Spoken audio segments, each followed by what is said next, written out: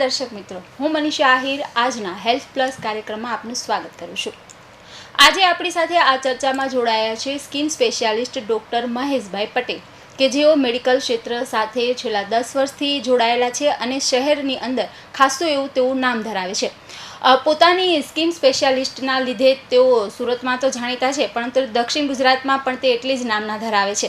તો આજે એમને આપણે આ કાર્યક્રમમાં બોલાવ્યા છે અને તેની સાથે ચર્ચા કરીશું। ખાસ કરીને ચોમાસાની અંદર વાળ અને સ્કિનની કઈ રીતે આપણે કેર કરવી જોઈએ, કઈ રીતે માવજત કરવી જોઈએ અને કયા પ્રકારના રોગ થાય છે તો તેના ઉપાયો શું, આ અંગે તેમની સાથે ચર્ચા કરીશું। તો મહેશભાઈ, આજના અમારા આ કાર્યક્રમમાં આપનું સ્વાગત છે।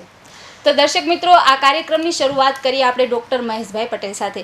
તો ડૉક્ટર સાહેબ, પહેલો પ્રશ્ન મારો એ રહેશે કે સૌથી પહેલાં તો કે ચોમાસામાં ચામડીમાં કયા કયા પ્રકારના રોગ સૌથી વધારે થાય છે? નમસ્કાર દર્શક મિત્રો, હવે ચોમાસામાં સામાન્ય રીતે ભેજનું પ્રમાણ વધારે હોય છે અને બીજું ચોમાસામાં આપણે વારંવાર પાણીમાં પલળતા હોઈએ છીએ તો આપણી સ્કિનમાં અલગ અલગ પ્રકારના રોગો થતા જોવા મળે છે। તો આ રોગોમાં આપણે જોઈએ તો સૌપ્રથમ બેક્ટેરિયલ ઇન્ફેક્શન વધારે થાય છે। બેક્ટેરિયલ ઇન્ફેક્શન એટલે કે ચામડીમાં આપણને લાલ કલરની ફોલ્લી થાય અથવા તો પસવાળી પીળા કલરની ફોલ્લીઓ જોવા મળે છે। હવે આ ફોલ્લીઓમાંથી ઘણીવાર કેવું છે, જાતે જ પસ નીકળી જાય છે અથવા તો ઘણીવાર આપણે તેના માટે ગોળી અથવા તો લગાવવાની ક્રીમ લેવાની હોય છે। હવે આ ક્રીમમાં અમે જનરલી ફ્યુસિડિક એસિડ છે, મ્યુપિરોસિન છે એવી ક્રીમ લગાવવા માટે આપતા હોઈએ છીએ। તેમજ પેશન્ટને અમે ડેટોલ અને સેવલોનથી ક્લીન કરવાનું ઘરે કહેતા હોઈએ છીએ। અને ઘણીવાર વધારે પસ હોય, વધારે પેશન્ટને પેઇન થતું હોય તો અમે પેઇન કિલર તેમજ એન્ટીબાયોટિકની ગોળીઓનો જે 5 થી 7 દિવસનો કોર્સ હોય છે તે કરાવતા હોઈએ છીએ। અને બીજું કે ફંગલ ઇન્ફેક્શન વધારે જોવા મળે છે। ફંગલ ઇન્ફેક્શન એટલે આપણે જેને સામાન્ય ભાષામાં દાદર કહેતા હોઈએ છીએ તે। હવે આપણને દાદર થઈ છે તો આપણને કેમ ખ્યાલ આવશે કે આપણને દાદર છે? તો એ સામાન્ય રીતે આપણા શરીરમાં ગોળ લાલ કલરના ચક્કર જોવા મળે છે અને એની અંદર ઘણીવાર વ્હાઇટ કલરની ફોતરી જોવા મળે છે। હવે આવા જો આપણા બોડી પાર્ટમાં કોઈ જગ્યા ઉપર આપણને લીઝન જોવા મળે તો તેને આપણે દાદર કહેતા હોઈએ છીએ। હવે દાદર સામાન્ય રીતે શરીરના કયા કયા ભાગમાં થાય? તો કે દાદર શરીરના એવા ભાગમાં થાય કે જે ભાગમાં ફોલ્ડ પડતો હોય એટલે કે ગાળા પડતા હોય અને પસીનો વધારે થતો હોય। તો કે જેમ કે આપણો ગળાનો ભાગ છે, આપણો બગલનો ભાગ છે, આપણો સાથળના મૂળનો ભાગ છે, આ બધા ભાગમાં તેમજ લેડીઝમાં ખાસ કરીને બ્રેસ્ટની નીચેનો ભાગ હોય છે, આ બધા ભાગમાં આપણને ફંગસનો ચેપ જોવા મળે છે। હવે ફંગસનો ચેપ થયો હોય તો આપણે એને અટકાવવા માટે આપણે શું શું કરી શકીએ? તો કે અટકાવવા માટે એક તો ફંગલ ઇન્ફેક્શન આપણે છે તો આપણે એને જો નખ આપણા વધારે લાંબા હોય તો એને કાપી નાખવા જોઈએ। ઘણીવાર આપણે કેવું છે, ફંગસવાળા ભાગમાંથી ખંજવાળી અને બીજા ભાગમાં ખંજવાળતા હોય તો આના લીધે આપણા જે નખમાં રહેલી ફંગસ છે એ શરીરના બીજા ભાગમાં સ્પ્રેડ થાય છે અને એ જગ્યા ઉપર ફંગસનો ચેપ લાગે છે। બીજું, આપણે જે કપડાં યુઝ કરીએ છીએ, જે ટોવેલ યુઝ કરીએ છીએ, નેપકિન યુઝ કરીએ છીએ એ આપણે એકબીજા સાથે શેર નહીં કરવા જોઈએ અને પોતાના જે લોકોને ફંગલ ઇન્ફેક્શન હોય તે સેપરેટ રાખવા જોઈએ। આ ઉપરાંત આપણે જે કપડાં આપણા એક વાસણમાં જો ધોતા હોય તો એને અલગ અલગ વાસણમાં ધોવા જોઈએ અને જો આપણે વોશિંગ મશીનનો ઉપયોગ કરતા હોય તો તે ઉપયોગ ટાળવો જોઈએ। બીજું, આપણે જે કપડાં પહેરીએ છીએ ટાઇટ અને પોલિએસ્ટર અને સુતરાઉ કાપડ હોય એવા નહીં પહેરવાના અને જે કોટનવાળા કપડાં હોય છે તે પહેરવા હોય છે। કોટનના કપડાં પહેરવાથી ફાયદો એટલો થાય કે તમને જે પસીનો થાય છે એમાં એનું શોષણ થઈ જશે એટલે ફંગસનો જે ચેપ છે આગળ વધતો અટકી જશે। આ ઉપરાંત જે આપણે અંડર ગાર્મેન્ટ્સ પહેરીએ છીએ એ પણ ક્રોસ પેટર્નના નહીં પહેરવા જોઈએ અને આખા જે બોક્સર ટાઈપના આવે એ પહેરવા જોઈએ, જેથી કરીને આપણા સાથળના ભાગમાં આગળ જે ફંગસનો ચેપ વધે છે તે નહીં વધે। આ ઉપરાંત બીજું, આપણે જ્યારે નાહીને બાથરૂમમાંથી બહાર આવીએ છીએ ઘરમાં ત્યારે આપણને જનરલી એવી આદત હોય છે કે આપણું શરીર થોડું ભીનું હોય ત્યાં આપણે કપડાં પહેરી લેતા હોઈએ છીએ, પણ આપણે પંખા નીચે 5 થી 10 મિનિટ ઊભું રહેવું જોઈએ જેથી કરીને આપણું બોડી કમ્પ્લીટ ડ્રાય થઈ જાય। જો ડ્રાય થઈ જાય તો આપણે ફંગસનો ચેપ આપણને આગળ વધતો અટકાવી શકાય છે। હવે આ બધી હતી કે આપણે અટકાવવા માટે, તો કે સારવાર માટે શું કરી શકાય? તો કે સારવાર માટે એક તો એન્ટીફંગલ ક્રીમ આવે છે કે જેમાં અમે કીટાકોનાઝોલ ક્રીમ છે, લલિકોનાઝોલ છે, મિકોનાઝોલ છે, ઓક્સિકોનાઝોલ છે, આ બધી ક્રીમ આવે છે તેનું લગાડવાનું પેશન્ટને કહેતા હોઈએ છીએ। હવે નોર્મલી આપણે ક્રીમ કેવું છે કે જેટલો ભાગ હોય એટલામાં જ લગાડતા હોઈએ છીએ, પણ એવું નથી। આપણી સ્કિનનો જે સારો ભાગ હોય એમાં પણ 2 સેન્ટીમીટર સુધી આપણે લગાવવું જોઈએ આઈડિયલી, અને ઓછામાં ઓછું 12 થી 16 વીક સુધી લગાવવું જોઈએ।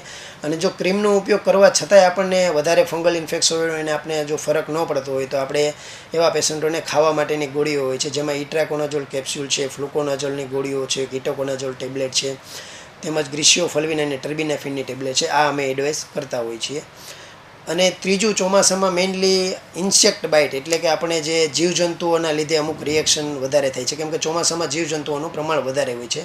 તો આ ઇન્સેક્ટ બાઇટને લીધે આપણા શરીરમાં ઘણીવાર લાલ ચાઠાઓ થઈ જાય છે, તેમજ આખા બોડીમાં પણ ઘણીવાર રિએક્શન આવે છે. તો આવા કેસમાં અમે પેશન્ટોને અટકાવવા માટે એ એડવાઇસ કરતા હોઈએ છીએ કે તમારે મોસ્કીટો રિપેલન્ટ, એટલે કે આપણે જે જનરલી માર્કેટમાં જે ઓડોમોસ ક્રીમ મળે છે એ વાપરવી જોઈએ, જેથી કરીને મચ્છરથી આપણે અટકાવી શકીએ.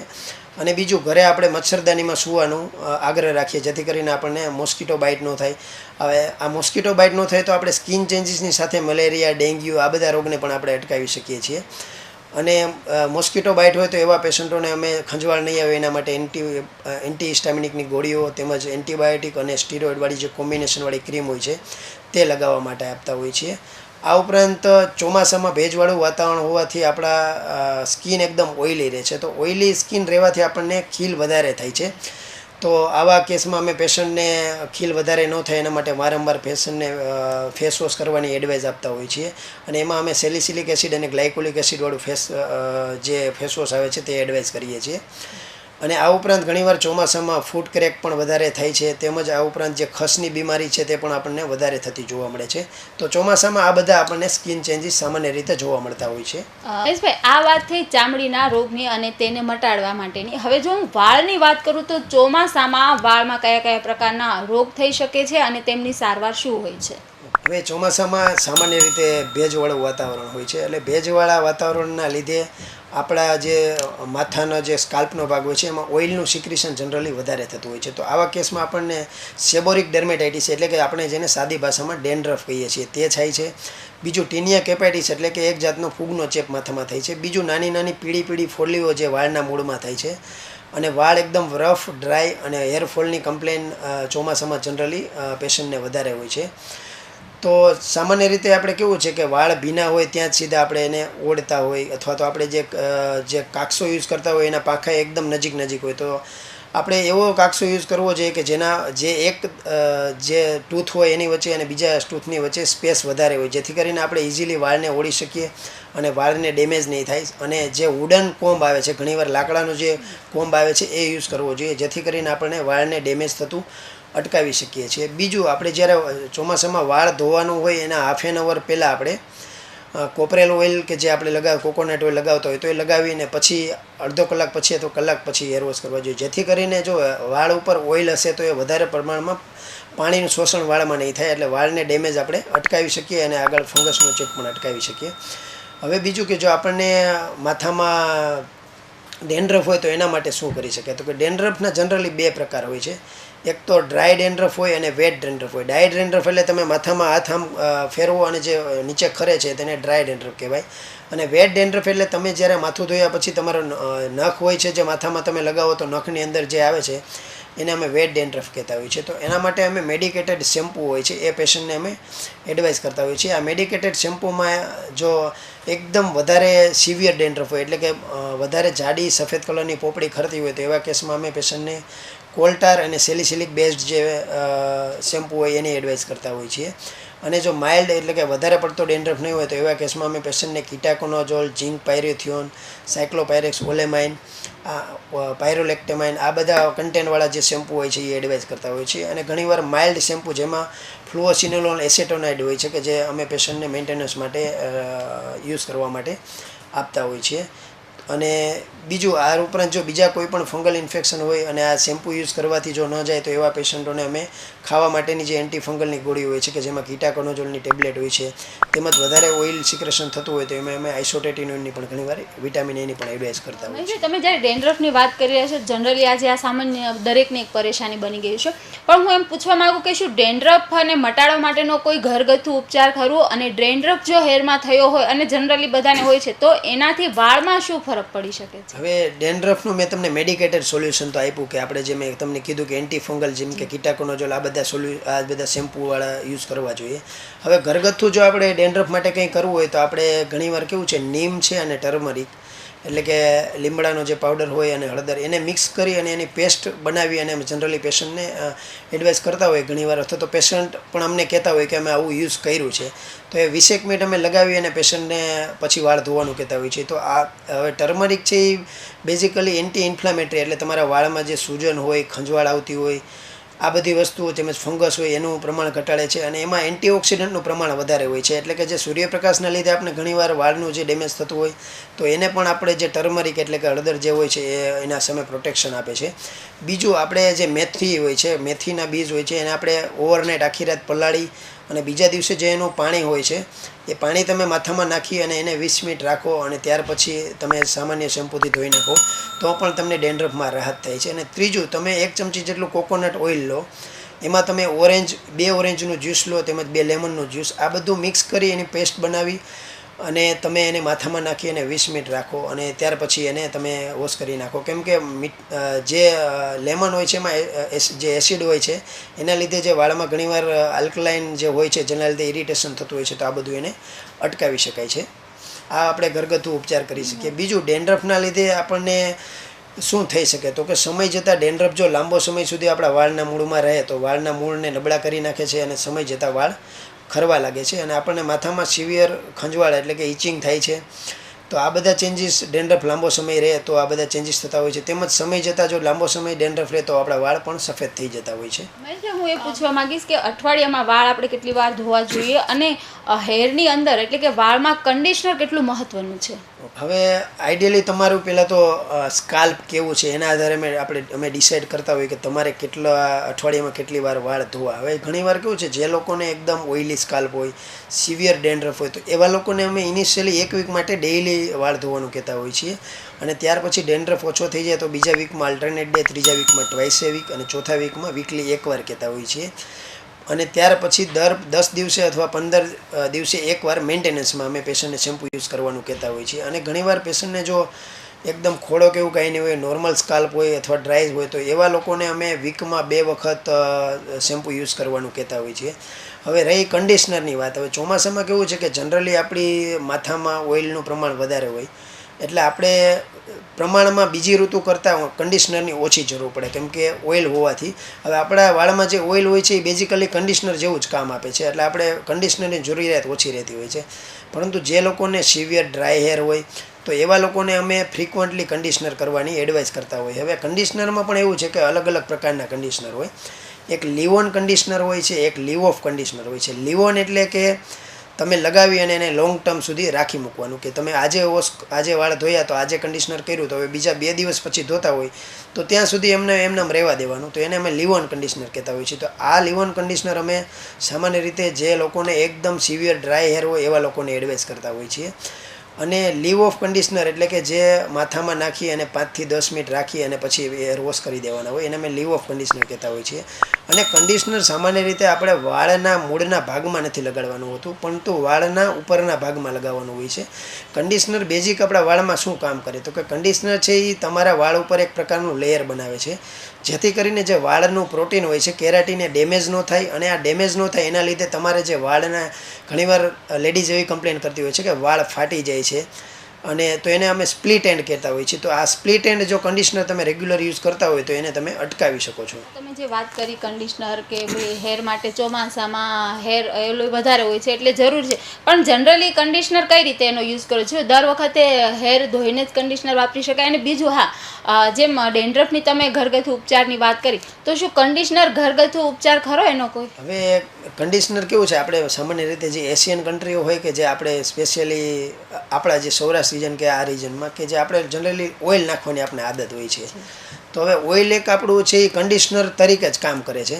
પરંતુ ઘણીવાર કેવું છે, જે લોકોને માથામાં બહુ ખોડો હોય, ફેસ ઉપર ખીલ થતા હોય, સ્કિન ઓઇલી હોય, તો એવા લોકોને અમે જનરલી ઓઇલ નાખવાની એડવાઇસ ન કરતા હોય કેમ કે એનાથી ખીલ વધે અથવા તો ડેન્ડ્રફ વધે. તો એવા લોકોને અમે કન્ડિશનર રેગ્યુલર કરવાનું કહેતા હોઈએ છીએ. પરંતુ જે લોકોનું સ્કાલ્પ ઓઇલી હોય તો એવા લોકોને કન્ડિશનર કરવાની જરૂર રહેતી નથી. હવે કન્ડિશનર, અને હવે ઘરગથ્થુ કન્ડિશનર તરીકે આપણે શું યુઝ કરી શકીએ? એક તો ઘરગથ્થુમાં આપણે એગ હોય છે, એગની અંદર આપણે ઓલિવ ઓઇલ નાખી અને તેની અંદર જે વિનેગર હોય છે કે જેને આપણે એસિટિક એસિડ કહેતા હોય છે, આનું મિક્સ પેસ્ટ બનાવી અને આપણે એને માથામાં 15 થી 20 મિનિટ રખાવતા હોય છે. અને ત્યાર પછી જે માઇલ્ડ કોઈ પણ શેમ્પૂ અથવા એનાથી આપણે વોશ કરવાનું કહેતા હોઈએ છીએ. બીજું, આપણે કોકોનટ મિલ્ક છે, પછી કોકોનટ ઓઇલ છે અને હની છે, આ ત્રણેયનું મિક્સ કરી અને એની પેસ્ટ બનાવી અને એ પણ આપણે માથામાં નાખી અને 20 મિનિટ રાખવાનું હોય છે. અને ત્યાર પછી માઇલ્ડ શેમ્પૂથી આપણે એને હેર વોશ કરવાના હોય છે. અને ત્રીજું આપણે શું યુઝ કરી શકીએ તો કે કોકોનટ ઓઇલમાં હની મિક્સ કરી અને સાથે બનાના મિક્સ કરી અને એની પેસ્ટ બનાવી તમે માથામાં 20 મિનિટ રાખી અને પછી એને તમે હેર વોશ કરી શકો છો. હવે સામાન્ય રીતે ઓઇલી સ્કિન હોય તો આ બધું ઘરગથ્થુ ઉપચાર કરવાથી બહુ પ્રોબ્લેમ નથી થતો, પરંતુ જે લોકોને વાળ એકદમ ડ્રાય હોય, રફ હોય, એવા લોકો જો ઘરગથ્થુ ઉપચાર કરે તો ઘણીવાર વધારે ડ્રાય હેર થવાની શક્યતા હોય છે. તો એવા લોકોને અમે જનરલી મેડિકેટેડ જે કન્ડિશનર હોય છે એ એડવાઇસ કરતા હોય છે. હવે કન્ડિશનરમાં સામાન્ય રીતે સિલિકોન ઓઇલ છે, જોજોબા ઓઇલ છે, કેસ્ટર ઓઇલ છે, પછી સિલિકોનના જે એક્સ્ટ્રેક હોય છે, પછી યુવીએ ફિલ્ટર હોય છે અમુક, તો અને એમાઇનો એસિડ હોય છે, પ્રોટીન હોય છે, આ બધું રહેલું હોય છે. તેમજ વીટ સોય પ્રોટીન હોય છે. આ બધું કન્ડિશનરમાં કન્ટેન હોય છે કે જે આપણા હેરને નરિશમેન્ટ આપે છે અને હેરને ડ્રાય અને રફ થતાં અટકાવે છે. મતલબ કે જેની ઓઇલી હેર છે એને આ કરવું ઘરગથ્થુ ઉપચાર બેસ્ટ છે, પણ જેના એકદમ હેર ડ્રાય છે, રફ છે, એણે મેડિસિન પર ધ્યાન આપવું જોઈએ. બીજું હું એ પૂછવા માંગીશ કે ખરતા વાળ પણ એક બહુ મોટો પ્રશ્ન છે. તો એ ખરતા વાળને કઈ રીતે અટકાવી શકાય? શું મતલબ બેઝિક કારણ શું હોય? કેમ કે આ દરેકની એ સમસ્યા બની ગઈ છે ખરતા વાળ. જો ચોમાસામાં આમ બેઝિકલી જોવા જઈએ તો ખરતા વાળનું મેઇન રીઝન તો ડેન્ડ્રફ હોય છે, કેમ કે ચોમાસામાં વાળમાં ઓઇલનું સિક્રેશન વધુ થાય. ઓઇલનું સિક્રેશન થવાથી આપણા માથામાં પિટારોસ્પોરમ ઓઇલ નામની ફંગસ હોય છે કે જેનો ગ્રોથ થાય છે અને જેને આપણે ડેન્ડ્રફ કહેતા હોઈએ છીએ. તો હવે આ ડેન્ડ્રફ થયો હોય તો મેં તમને જે એડવાઇસ કરી એ પ્રમાણના શેમ્પૂ તમારે યુઝ કરવા જોઈએ. તો ડેન્ડ્રફ જતો રહે તો એની સાથે આપણને ગ્રેજ્યુઅલી જે વાળ ખરતા હોય છે એ પણ ઓછા થઈ જાય છે. પરંતુ આપણે કેવું હોય છે કે જે દવા લ્યો કે શેમ્પૂ યુઝ કરો તો તરત જ હેરફોલ બંધ થઈ જવા જોઈએ, લોકોની એવી મેન્ટાલિટી છે. પણ કોઈ પણ તમે હેરફોલની મેડિસિન લ્યો તો એટલીસ્ટ એની ઇફેક્ટ આવતા તમને 4 to 6 વીક લાગે છે. તો 4 to 6 વીક સુધી તમારે ધ્યાન રાખવું જોઈએ. હવે બીજું, આ તો ડેન્ડ્રફ, આ સિવાયના બીજા ઘણા કારણો હોય છે કે વાળ ખરવાના, જેમ કે લેડીઝમાં ન્યુટ્રિશનલ ડેફિશિયન્સી, વિટામિનની ખામી હોય તો એના લીધે, તો આવા, અને ઘણીવાર લોહ તત્વ એટલે કે આયરનની ખામી હોય તો પણ થાય. તો આવા અમે જે દર્દીઓ હોય એને આયરન વધે એના માટે અમે ગોળ છે, ટમેટા છે, ખજૂર છે, અંજીર છે, આવું બધું પેશન્ટને ખાવાની એડવાઇસ કરતા હોઈએ છીએ. તેમજ વિટામિન B12 અને વિટામિન D3નું અમે લેવલ ચેક કરતા હોઈએ છીએ અને જો એ ઓછું આવે તો એ પેશન્ટને અમે લેવાનું કહેતા હોય છે. આ ઉપરાંત પેશન્ટને જો થાઇરોઇડની બીમારી હોય તો થાઇરોઇડના લીધે પણ લેડીઝમાં કોમનલી હેરફોલ થતા જોવા મળે છે અને લેડીઝમાં થાઇરોઇડનું પ્રમાણ આમ પણ જનરલી વધારે હોય છે. એટલે જો થાઇરોઇડની બીમારી હોય તો થાઇરોઇડની દવા સાથે અમે પેશન્ટને જે અમુક વિટામિનની ગોળીઓ તેમજ અમે હેરનો ગ્રોથ થાય એના માટે મિનોક્સિડિલનું સોલ્યુશન આવે છે કે જે વાળમાં લોહીનું સર્ક્યુલેશન વધારે છે અને વાળના મૂળને મજબૂત કરી અને વાળનો ગ્રોથ કરે છે, પરંતુ તેની ઇફેક્ટ આવતા 4 થી 6 અઠવાડિયા લાગતી હોય છે. આ ઉપરાંત અમુક અમે હેર ગ્રોથ સિરમ જે પેશન્ટને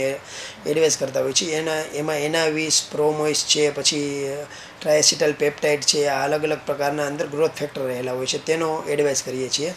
આ ઉપરાંત અમુક પેશન્ટને અમે મિઝોથેરાપી એડવાઇસ કરીએ છીએ. મિઝોથેરાપી એટલે કે એમાં એક જે કોકટેલ આવે છે જે એમાં મલ્ટીવિટામિન અને ગ્રોથ ફેક્ટર રહેલા હોય છે, એ અમે પેશન્ટને ડાયરેક્ટ વાળમાં જ અમે ઇન્જેક્શનથી ઇન્જેક્ટ કરીએ છીએ અથવા તો એની મિઝો ગન આવે છે એનાથી ઇન્જેક્ટ કરતા હોઈએ છીએ. અને આ ઉપરાંત જે એક PRP કરીને જે લેટેસ્ટ ટ્રીટમેન્ટ છે એમાં અમે પેશન્ટનું બ્લડ લેતા હોઈએ છીએ અને બ્લડમાંથી જે પ્લેટલેટ રીચ પ્લાઝમા હોય છે એ અલગ કરતા હોઈએ છીએ અને એના ઇન્જેક્શન પેશન્ટમાં અમે વાળમાં આપતા હોઈએ છીએ, કેમ કે પ્લેટલેટની અંદર વાળને ગ્રોથ કરવા માટેના ફેક્ટર રહેલા હોય છે. આ ફેક્ટરના લીધે પેશન્ટનો વાળનો ગ્રોથ ધીમે ધીમે ચાલુ થાય છે. પરંતુ વાળની ટ્રીટમેન્ટ ચાલુ કરો તો એટલીસ્ટ તમને 4 થી 6 મહિના જેવો સમય લાગે છે. બીજું, અમે લેડીઝને, ઘણા લેડીઝ કેવું છે કે ક્રશ ડાયટિંગ કરતા હોય કે બહુ જ ડાયટિંગ કરતા હોય, એના લીધે પણ એમને હેરફોલ થતા હોય, કેમ કે અમુક પ્રકારના વિટામિન જે મળવા જોઈએ એ વિટામિન મળતા નથી. તો અમે પેશન્ટને ઘણીવાર કેવું છે, આ બહુ સિવિયર ક્રશ ડાયટિંગ કરતા હોય, અમુક લેડીઝ જે ઉપવાસ વધારે કરતા હોય. બીજું, લેડીઝને ઘણીવાર મેન્સ્ટ્રુઅલ પીરિયડ દરમિયાન જે બ્લડ લોસ વધારે થતો હોય તો એના લીધે પણ લેડીઝમાં કાયમ માટે લોહીના ટકા ઓછા રહેતા હોય, તો એના લીધે પણ કાયમ માટે લેડીઝને થોડા થોડા વાળ ખરવાનો પ્રોબ્લેમ રહેતો હોય છે. તો આવી લેડીઝે સપ્લિમેન્ટમાં એક તો બીટનું જ્યુસ લેવું જોઈએ, ગોળ વધારે લેવો જોઈએ અને આયરનની જે ટેબ્લેટ માર્કેટમાં અવેલેબલ છે એ રેગ્યુલરલી એનું સપ્લિમેન્ટ કરવું જોઈએ, જેથી કરીને તમે હેરફોલને અટકાવી શકો. મતલબ જે ખરતા હેર છે એના માટે જનરલી આ એટલું એ ઉપચાર કરી શકે, કેમ કે આયર્નની ગોળી છે, પછી બીટ ગોળ આ ખાવું જોઈએ સ્ત્રીએ. રેગ્યુલર લેવું જોઈએ. બીજો એક પ્રશ્ન હું કરીશ કે નાની ઉંમર, હાલના સમયમાં નાની ઉંમરમાં જે સફેદ વાળ થઈ જવા એનું શું કારણ હોય છે અને તેને અટકાવવા માટે આપણે શું કરી શકીએ? હવે નોર્મલી જે નાની ઉંમરે સફેદ વાળ થઈ જાય એને અમારી મેડિકલ ભાષામાં અમે એને પ્રીમેચ્યોર ગ્રેઇંગ ઓફ હેર કહેતા હોઈએ છીએ. હવે નાની ઉંમર એટલે કે જો 20 વર્ષ પહેલાં જો તમારા વાળ સફેદ થઈ જાય તો એને નાની ઉંમરે વાળ સફેદ થઈ ગયા અથવા તો પ્રીમેચ્યોર ગ્રેઇંગ ઓફ હેર કહેવાય. જો 20 વર્ષ પછી થાય તો ઘણા લોકોને થતા હોય છે. હવે નોર્મલી જો તમને 20 વર્ષ પછી સફેદ વાળ થતા હોય તો જનરલી અમે જે પેશન્ટોને મેડિસિન આપતા હોય એમાંથી 50% લોકોને એમાં ઇમ્પ્રુવમેન્ટ થતું હોય છે વાળમાં. હવે તો એના કારણો જોઈએ તો એક તો બીજું કે વારસામાં આવી શકે. જો આપણા મમ્મી પપ્પાને હોય તો આપણને વારસામાં આવી શકે. બીજું આપણને જન્મજાત અમુક પ્રકારના જે વારસાગત રોગ કહેવાય કે જેને અમે પ્રીમેચ્યોર એજિંગ સિન્ડ્રોમ કહેતા હોઈએ કે જેને પાન્જેરિયા પ્રોજેરિયા એવા સિન્ડ્રોમ હોય છે. એ સિન્ડ્રોમના લીધે પણ વાળ સફેદ થઈ જતા હોય છે. બીજું ઘણીવાર મેટાબોલિક ડિઝીઝ, ઘણીવાર બચ્ચાને નાનપણથી ડાયાબિટીસ હોય તો આવા મેટાબોલિક અમુક પ્રકારના ડિઝીઝ હોય, હાઇપરલિપિડેમિયા હોય તો આવા ડિઝીઝ હોય તો એના લીધે પેલું થાય છે. બીજું ન્યુટ્રિશનલ ડેફિશિયન્સી એટલે કે વિટામિનની ખામી. ત્રીજું સ્ટ્રેસ. અને બીજું કે આજના આ ફાસ્ટ યુગમાં લોકો ફાસ્ટ ફૂડ, જંક ફૂડ વધારે લેતા હોય છે તો આના લીધે પણ શરીરની ગરમી વધે છે, એના લીધે પણ હેર જે વધારે વ્હાઇટ થતા હોય છે. બીજું બેડ હેબિટ જેમ કે સ્મોકિંગ છે, આલ્કોહોલ છે, તો આ બધા વસ્તુઓના લીધે પણ તમારી શરીરની ગરમી વધે છે અને એના લીધે વ્હાઇટ થતા હોય છે. આ ઉપરાંત આટલા બધા કારણો તો ના લીધે તો વાળ સફેદ થતા જ હોય છે. તો હવે આને અટકાવવા માટે શું કરી શકાય? બીજું, આપણે આજકાલના યંગસ્ટર છે જે અલગ અલગ પ્રકારની હેર સ્ટાઇલિંગ એડ જે કે જેલ યુઝ કરતા હોય, વારંવાર ફ્રિકવન્ટલી કલર યુઝ કરતા હોય, ફ્રિકવન્ટલી શેમ્પૂ ચેન્જ કરતા હોય, તો આ બધા કારણોના લીધે પણ ઘણીવાર વ્હાઇટ હેર થઈ જતા હોય છે. હવે તો એને અટકાવવા માટે શું કરી શકાય? એક તો જો આપણને સ્ટ્રેસ વધારે રહેતો હોય તો આપણે યોગા છે, મેડિટેશન છે, એક્સરસાઇઝ છે, આ બધું રેગ્યુલર કરવું જોઈએ. બીજું, વિટામિનની ખામી હોય તો એના માટે મેઇનલી સફેદવાળા માટે કેલ્શિયમ પેન્ટોથિનેટ છે ને એની ડેફિશિયન્સી હોય છે. તો આવા પેશન્ટોને અમે આંબળા છે, પછી કેપ્સિકમ છે, આ ઉપરાંત ગ્રીન લીફી વેજીટેબલ છે, આ બધું ખાવાની વધારે એડવાઇસ કરતા હોય છે કે જેના લીધે એનું સપ્લિમેન્ટ થઈ જાય. આ ઉપરાંત વિટામિન D3 છે, B12 છે, એનું બધું સપ્લિમેન્ટની એડવાઇસ કરતા હોય છે. આ ઉપરાંત અમે પેશન્ટને વાળમાં જ વિટામિન ડાયરેક્ટ ઇન્જેક્ટ કરતા હોય છે જેને અમે મિઝોથેરાપી કહેતા હોય છે કે જેનું કોકટેલ મલ્ટીવિટામિનનું સોલ્યુશન હોય છે, એના ઇન્જેક્શન આપતા હોય છે. તેમજ PRPની પણ એડવાઇસ કરતા હોય છે. તો આ બધા કારણોના લીધે આપણે આવું બધું કરવાથી જે સફેદ વાળ હોય છે જે આગળ વધતા હોય એને અટકાવી શકાય છે, તેમજ જે થઈ ગયા હોય એમાં પણ આપણે થોડું ઘણું ઇમ્પ્રુવમેન્ટ લાવી શકીએ છીએ. મતલબ ક્યાંય ને ક્યાંય વાત તો એ આવે છે કે ખાણીપીણી પર અને એ વધારે સૌથી સ્ટ્રેસ મહત્વનું. લેવલ. હા, સ્ટ્રેસ લેવલ એ જો ઓછું થાય તો ઓટોમેટિક વાળનું લેવલ પણ બને અને સુધારી શકાય છે. બીજું હું એ વાત કરીશ કે જો નાના બાળકોની હું હાલના સમયની વાત કરું તો નાના બાળકોમાં કયું સાબુ, શેમ્પૂ હાલ યુઝ કરવું જોઈએ? હવે નાના બાળકોમાં જનરલી કેવું છે કે આપણે નાના બાળકોને શેમ્પૂ એવું વાપરવું જોઈએ કે જેના, માનો કે શેમ્પૂ તમે યુઝ કરો તો એનાથી નાના બાળકને કેવું છે ઘણીવાર આંખમાં જતું હોય તો એના લીધે આંસુ આવે, આંખમાં કોઈ રિએક્શન આવે, બાળક વાળ પણ ન ધોવા દે, બળે એના લીધે. તો આવી કન્ડિશનમાં આપણે બાળકને જે માઇલ્ડ અમુક કન્ટેન્ટ હોય જેમાં અર્ગન ઓઇલ છે, પછી બોટાનિકલ જે એક્સ્ટ્રેક હોય છે, એના પછી પ્રોવિટામિન B5 હોય છે કે આવા કન્ટેન્ટવાળા, તેમજ બીટેન અને સલ્ફોસક્સિનાઇલવાળા કન્ટેન્ટવાળા જે શેમ્પૂ જે માઇલ્ડ હોય છે કે જે પેરાબેન ફ્રી હોય, સલ્ફેટ ફ્રી હોય, કલર ફ્રી હોય અને ફ્રેગ્રન્સ ફ્રી હોય, આવા શેમ્પૂ છે જનરલી બાળકોને યુઝ કરવા જોઈએ કે જેની pH પણ વધારે નહીં હોય, જેમ કે 6 to 7 હોય એ pH વાળા યુઝ કરવા જોઈએ. બીજું, સાબુમાં આપણે જોવા જઈએ તો સાબુ એટલે સામાન્ય રીતે છે એક જે ફેટી એસિડ હોય ને એનું આલ્કલી સોલ્ટ કહેવાય કે જેની pH નોર્મલી જે માર્કેટમાં સાબુ મળે છે એની pH એપ્રોક્સિમેટલી 8 થી 9 હોય છે. હવે આ સાબુ તો કે બનાવવામાંથી શેમાંથી આવે છે કે મિનરલ ઓઇલ છે, વેજીટેબલ ઓઇલ છે, તેમજ રાઈસ બ્રાન ઓઇલ છે, પામ ઓઇલ છે, આ બધામાંથી જે સાબુ બનાવવામાં આવે છે. હવે એની નોર્મલ pH આટલી હોય છે, 8 થી 9 હોય છે, પરંતુ સાબુમાં પણ અલગ અલગ ટાઈપ હોય છે. એમાં જે આપણે સિન્ડેડ બાર કહીએ છીએ, જે અમે નાના બાળકોને અથવા તો કોઈ પણ વ્યક્તિઓને જે સિન્ડેડ બાર એટલે કે જેની pH આપણા સ્કિન જેટલી જ pH હોય, 5.5, જેથી કરીને આપણી સ્કિનને તે ડ્રાય નથી કરતું, ઇરિટેશન નથી કરતું અને સ્કિનને મોઇશ્ચરાઇઝિંગ ઇફેક્ટ આપે છે. માટે આપણે સિન્ડેડ બારનો યુઝ કરવો જોઈએ. આ ઉપરાંત જે સુપર ફેટેડ સોપ પણ આવે છે કે જેમાં લિપિડનું લેવલ એકદમ વધારે હોય, આ પ્રકારના સાબુ છે અમે જે લોકોની સિવિયર ડ્રાય સ્કિન હોય એને અમે એડવાઇસ કરતા હોય છે. આ ઉપરાંત ઘણીવાર આપણે જે ગ્લિસરીન સોપ આવે છે, જે ટ્રાન્સપરન્ટ સોપ આવે છે ને એમાં ગ્લિસરીન હોય છે કે જે શું કરે છે કે તમારા સ્કિનમાં મોઇશ્ચર એટલે કે ભેજવાળું રાખે છે, એટલે સ્કિનને ડ્રાય થતી અટકાવે છે. બીજું મેડિકેટેડ સોપ આવતા હોય છે કે જે અલગ અલગ પ્રકારની કન્ડિશનમાં અમે પેશન્ટને આપતા હોઈએ છીએ. જેમ કે પેશન્ટને ખીલ થયું હોય તો અમે બેન્ઝાઇલ પેરોક્સાઇડવાળો, ક્લિન્ડામાઇસિનવાળો, એજેલિક એસિડવાળો સોપ આપતા હોઈએ છીએ. તેમજ પેશન્ટને બેક્ટેરિયલ ઇન્ફેક્શન હોય તો અમે ટ્રાઇક્લોઝાનવાળો સોપ આપતા હોઈએ છીએ. તેમજ ટી ટ્રી ઓઇલવાળો જે સોપ હોય છે તે આપતા હોઈએ છીએ. અને જો પેશન્ટને વધારે પડતું બોડીમાં પિગમેન્ટેશન કે એવું હોય તો અમે કોજિક એસિડવાળો સોપ, આ રીતના અલગ અલગ કન્ડિશન પ્રમાણે અલગ અલગ સોપની અમે પેશન્ટને એડવાઇસ કરતા હોઈએ છીએ. મતલબ બાળકો હોય કે મોટા એની સ્કિન પ્રમાણે સાબુ અને શેમ્પુ સિલેક્ટ કરવાના હોય છે. તો બોડી વોશમાં પણ આ જ રીતે હોય છે બાળકો માટે અને મોટાઓ માટે બોડી વોશ જે હોય છે? બોડી વોશ એટલે કે જનરલી જેની મેં કીધું એમ કે જે આપણે સિન્ડેડ બાર યુઝ કરીએ છીએ એને એવી જ રીતના જે બોડી વોશ હોય છે કે જેની પીએચ આપણે 5.5 હોય, એટલે કે આપણા સ્કિન જેટલી જ પીએચ હોય અને એ એકદમ માઇલ્ડ હોય. હવે એમાં અમે જનરલી કેવું છે કે એ લિક્વિડ સિન્થેટિક ડિટર્જન્ટ હોય અને એમાં સાથે અમે ગ્લિસરીન છે, પછી જેના લીધે જે સ્કિન છે એ સોફ્ટ રહે. ઘણીવાર એલોવેરા હોય છે, પછી ઘણીવાર સિટાઇલ આલ્કોહોલ, સ્ટેરાઇલ આલ્કોહોલ, પ્રોપિલિન ગ્લાયકોલ આ બધું રહેલું હોય છે કે જેના લીધે આપણે મોઇશ્ચરાઇઝિંગ ઇફેક્ટ આપે છે અને સ્કિનને ઇરિટેશન અને ડેમેજ થવા નથી દેતું. જી જી. આ તો દર્શક મિત્રો આપણે વાત કરી રહ્યા છીએ કે ચોમાસામાં અને જનરલી સામાન્ય સિઝનમાં પણ આપણા હેર છે, આપણી ચામડી છે એનું કઈ રીતે ધ્યાન રાખવું જોઈએ. જો હવે હું વાત કરું તો આપણા શરીરનો સૌથી મહત્વનો હિસ્સો નખ પણ છે. તો નખમાં કયા પ્રકારના રોગ થઈ શકે છે અને તેની સારવાર શું? જો અંદર સાઈડ એ થતો હોય તો તેને એના માટે શું કરી શકાય? ક્રેક થયો હોય અથવા ફ્રેંક થયો હોય તો એના માટે, તો આ નખ માટેનું આપણું શું કહેવું છે? શું સજેશન છે એના માટે? હવે સામાન્ય રીતે કેવું છે કે આપણે બોડીમાં સ્કિન અને હેરને બોડીનો પાર્ટ ગણીએ છીએ. નખને આપણે સામાન્ય રીતે એવોઇડ કરતા હોઈએ છીએ. તો હવે નખમાં સામાન્ય રીતે ચોમાસામાં કેવું છે કે આપણે એકદમ વારંવાર ભીનું થતા હોય છે પગ આપણા, તો એના લીધે જે નેઇલ હોય છે એની જે ઉપરની પ્લેટ હોય છે એ સોફ્ટ થઈ જાય છે. જેના લીધે આપણા કોઈ પણ માનો કે અંગૂઠા ઉપર કે નખ ઉપર વજન પડે તો ઘણીવાર નખની જે ઉગવાની દિશા હોય એટલે ડાયરેક્શન ચેન્જ થઈ જાય છે અને નખ તમારો બંને સાઈડમાં અંદર તરફ ઉગે છે. તો એને અમે ઇનગ્રો ટોનેલ કહેતા હોય છે. તો હવે જો આ ઇનગ્રો ટોનેલ થાય તો તમને વારંવાર એમાં ઇન્ફેક્શન થાય છે અને એમાં પસ ભરાય છે, જેને લીધે વારંવાર પેરોનાઇકિયા થાય છે. તેમજ આજુબાજુની સ્કિનમાંથી પાણી નીકળે અને ખંજવાળ આવે તો એને અમે ઇન્ફેક્શિયસ એક્ઝિમેટસ ડર્મેટોસિસ કહેતા હોય છે. તો આવા બધા ચેન્જીસ થાય છે. તેમજ વારંવાર ભેજવાળું વાતાવરણ રહેવાના લીધે નખમાં ફંગલ ઇન્ફેક્શન પણ થતું હોય છે. તો આ બધા ચેન્જીસ નખમાં થતા હોય છે. એમની સારવાર માટે શું કરી શકાય? હવે જો મેં કીધું એમ કે જો નખ તમારો બંને સાઈડથી અંદર વધતો હોય તો આવા કેસમાં અમે શું કરતા હોય કે બંને સાઈડથી નખને કાપી લેસરની મદદથી કાપતા હોય અથવા તો જેનું ઇન્સ્ટ્રુમેન્ટ હોય છે નેઇલ ક્લિપર એની મદદથી કટ કરતા હોય છીએ.